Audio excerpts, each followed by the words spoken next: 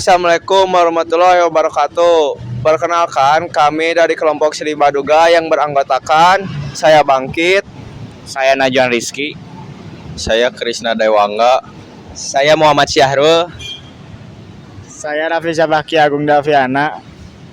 Saya Jaki Ramadhani. dan tunggu keseruan selanjutnya.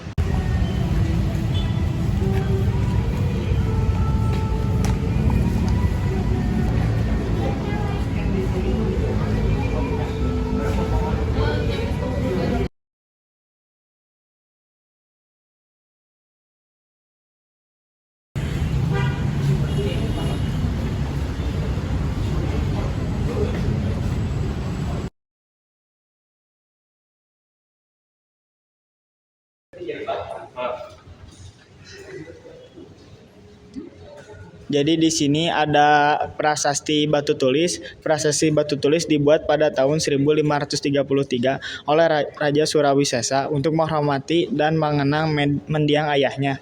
Raja Besar Sri Baduga Maharaja memerintah pada tahun 1482 sampai 1521 atau dikenal sebagai Ratu Haji Pakuan Pajajaran Sri Sang Ratu Dewata. Sri Baduga Maharaja juga dikenal dalam tradisi lokal sebagai Prabu Siliwangi. Prasasti batu tulis merupakan peninggalan kerajaan Sunda ketika pusat pemerintahan berada di Pakuan Pajajaran, beraksara Jawa kuna dan berbahasa Sunda kuna.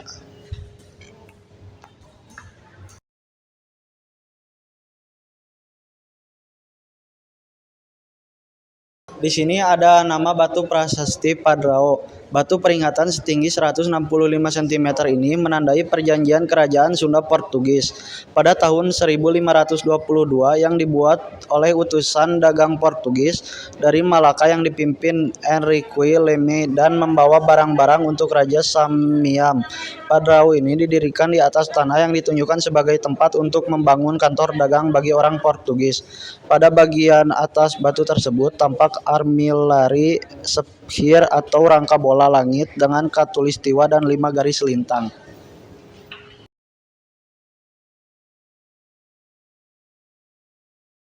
Di sini ada lukisan Talaga Rena Mahawijaya seperti diceritakan dalam prasasti batu tulis. Telaga Rena merupakan tanda peringatan berupa gunung-gunung dan hutan Samida yang ditatahkan oleh Sri Baduga Maharaja, Raja Pajajaran yang bertahta sekitar abad 15. Ya baik, di sini ada 3 fosil hewan. Yang ke-1 ada tanduk kerbau yang panjangnya hampir 1 meter, dan di sini ada fosil tulang belakang ikan paus, dan satu lagi ada rahang Sregadon yaitu gajah.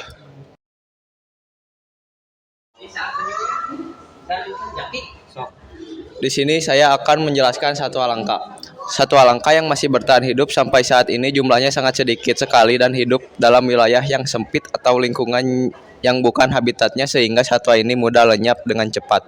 Satwa tersebut dilindungi oleh undang-undang. Satwa langka yang masih bertahan hidup berada di hutan lindung seperti hutan Sancang Kabupaten Garut. Hewan-hewan yang terancam punah antara lain macan tutul, macan kumbang, terenggiling, surili, pelanduk, alap-alap, hap-hap, kukang, dan burung elang.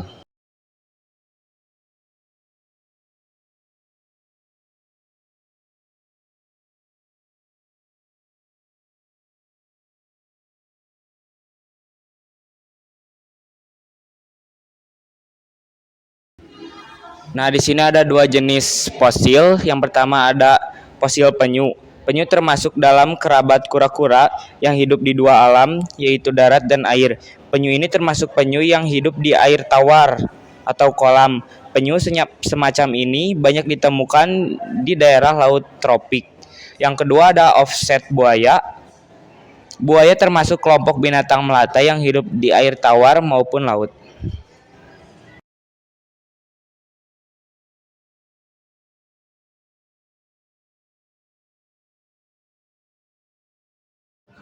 Batu dakon dibuat dan disediakan sebagai tempat duduk arwah nenek moyang pada tradisi megalitik dengan maksud agar arwah tersebut memberikan berkah dan keselamatan serta kemakmuran bagi masyarakat pendukungnya. Ditemukan di Cisolok, Sukabumi.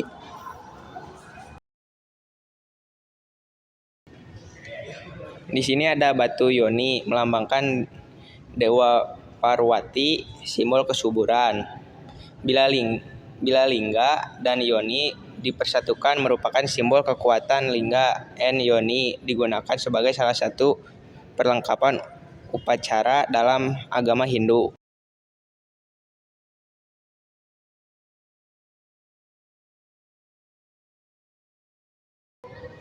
Animisme, anima atau roh atau arwah merupakan paham kepercayaan terhadap roh nenek moyang yang telah meninggal namun masih berpengaruh terhadap kehidupan di dunia.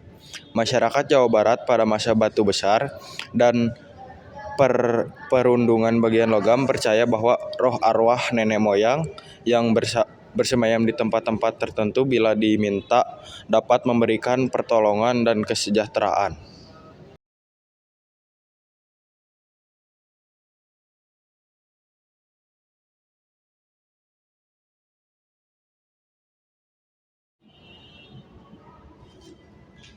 Evolusi manusia. Spesies yang menyerupai manusia atau Homo muncul pertama kali di muka bumi kira-kira 3 juta tahun yang lalu, bersamaan dengan terjadinya zaman es glasial pada kala Pleistosen. Dalam keseluruhan sejarah bumi, kala Pleistosen merupakan bagian masa geologis yang paling muda dan singkat. Tetapi bagi sejarah umat manusia, zaman ini merupakan zaman yang paling tua. Ahli biologi membuat sistem klasifikasi yang menempatkan organisme manusia, yakni jenis Homo erectus, Homo neanderthal, dan Homo sapiens dikelompokkan dalam satu keluarga Hominidae. Hal ini dapat dilihat dari beberapa tinggalan tengkorak yang ada di Indonesia yang berevolusi setiap masa.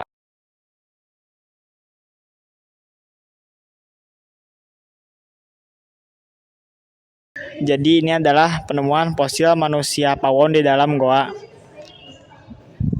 Bisa dilihat.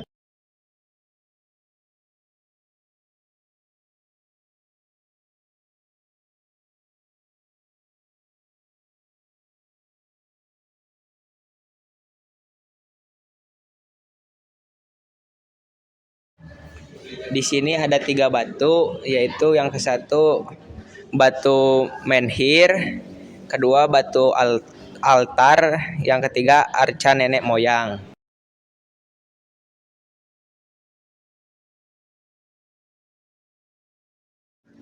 Di sini ada beberapa jenis batu, yaitu ada batu arca gajah tipe megalitik, ada batu arca nenek moyang asal Cirebon, ada batu arca nenek moyang asal Ciwidey, ada batu arca megalitik, ada batu arca tipe Palenesia, dan yang terakhir ada batu arca nenek moyang asal Bukit Tunggal, Bandung. Mari kita lanjut ke lantai 2.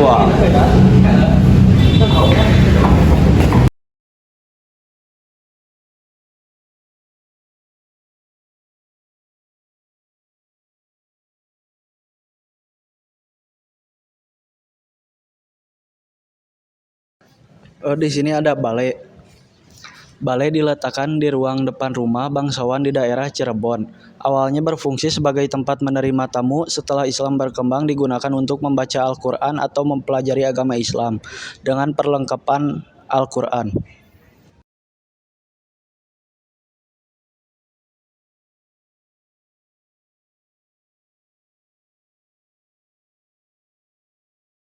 Baik, di sini sekarang ada serat Nabi Yusuf atau kisah Nabi Yusuf. Naskah serat Yusuf ini berbahan lontar. Teks ditulis dengan aksara cacarakan berbahasa Kawi. Teks serat Yusuf merupakan sebuah kisah yang digubah dari riwayat pelajaran hidup Nabi Yusuf bersumber dari Al-Quran, surat Nabi Yusuf.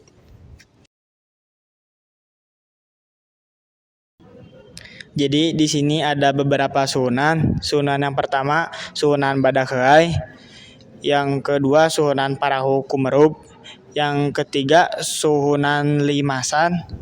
Terus di sebelah sini ada suhunan Jolopong, terus suhunan Julang Ngapak, dan yang terakhir suhunan Jublek Tangkub.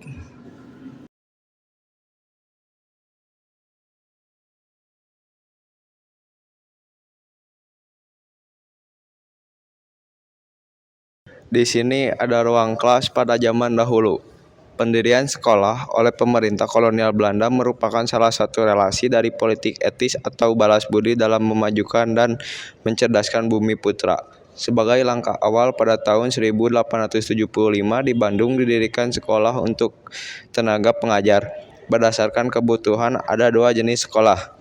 Yang pertama, sekolah kelas 1 untuk kalangan menak atau bangsawan, bagi mereka yang akan bekerja di bidang pemerintahan. Yang kedua adalah sekolah kelas 2 untuk kalangan rakyat banyak, disiapkan untuk calon pegawai rendah di bidang administrasi.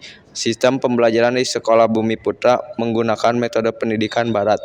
Diorama ini menggambarkan suasana kelas di Sekolah Bumi Putra pada akhir abad 19 hingga abad 20 Masehi.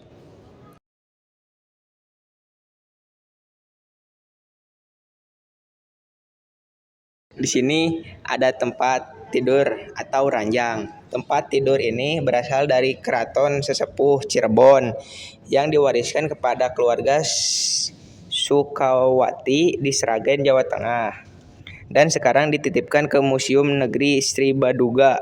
Ranjang ini terbuat dari batuan yang menyerupai bentuk giok. Motif hiasan sulur-suluran pada beberapa bagian dikombinasikan dengan motif hias naga dan burung hong.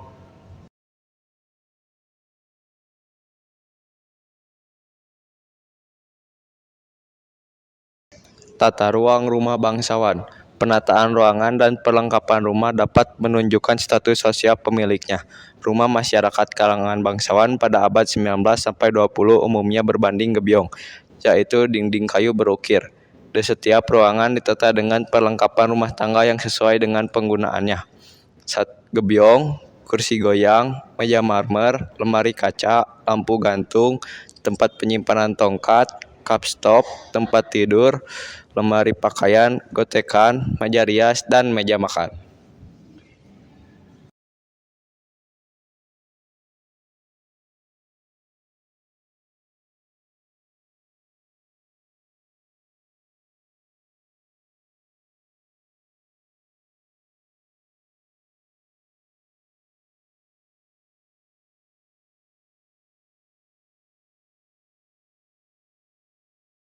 Ya, baik, di sini ada perlengkapan rumah tangga masa prasejarah. Pada masa bercocok tanam, tempat tinggal mereka sudah setengah menetap. Perlengkapan hidup yang digunakan pada waktu itu diantara lain periuk, buyung, keren, cumplung, piring, namun kowi, mangkuk.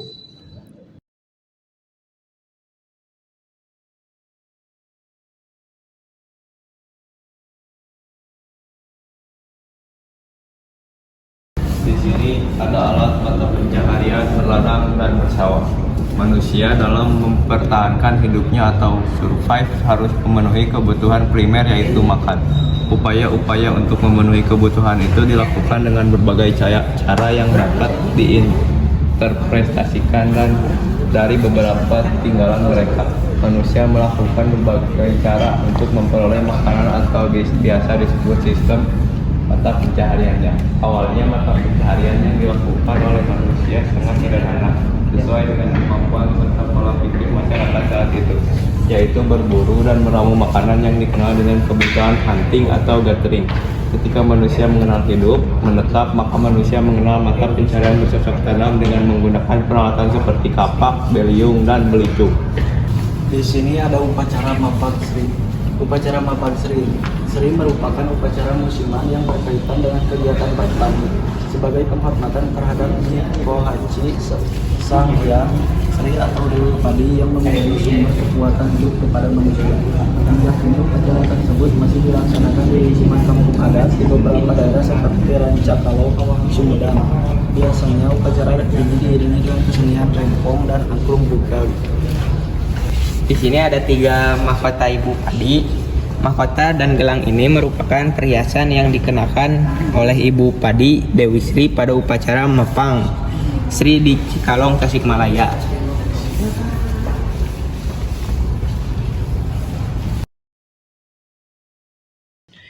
Di sini ada busana pengantin leluhur Sumedang. Awalnya hanya dipakai oleh keluarga Bupati Sumedang dan kerabatnya yang dianggap golongan bangsawan.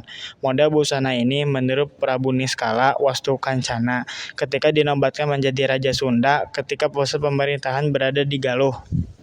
Yang kedua ada busana pengantin Cirebon. Busana berwarna hijau yang divariasi dengan kuning melambangkan kesuburan dan kebesaran. Pengantin pria mengenakan mahkota Drawarawati berbentuk mahkota Prabu Kresna. Kain yang dikenakan oleh kedua pengantin bermotif singa barong.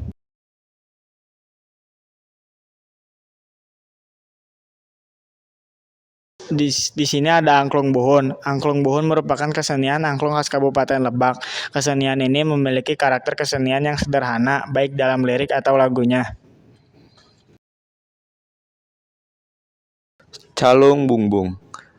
Bungbung bahasa Jawa artinya ruas. Calung bungbung diartikan alat kesenian pukul terbuat dari ruas-ruas bambu. Terbuat dari bambu gombong berfungsi sebagai konongan dan goongan dalam suatu komposisi lagu. Calung bumbung ini dapat dikatakan rajanya calung karena bentuk dan ukurannya lebih besar dari calung-calung lainnya.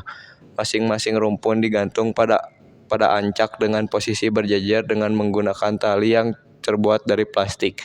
Ancak berbentuk palang-palang dari bambu warna putih agak kuning. Calung ini dulu digunakan untuk kegiatan upacara-upacara tertentu.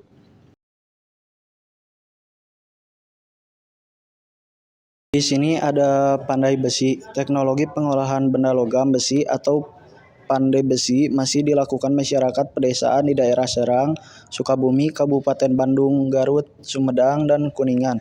Tempat pembuatan pandai besi dibuat gosali.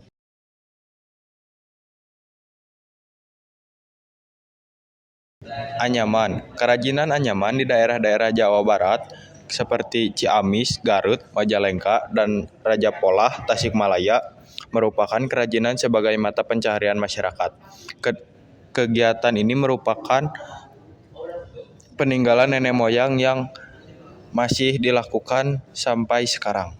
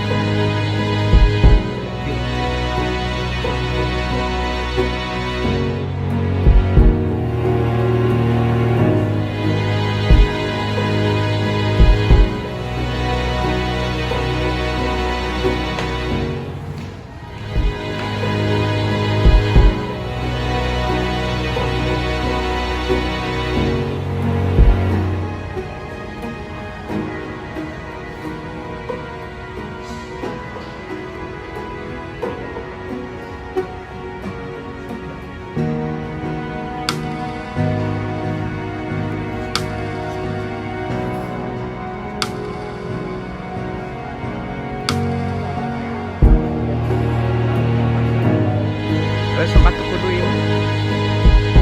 Batu nu di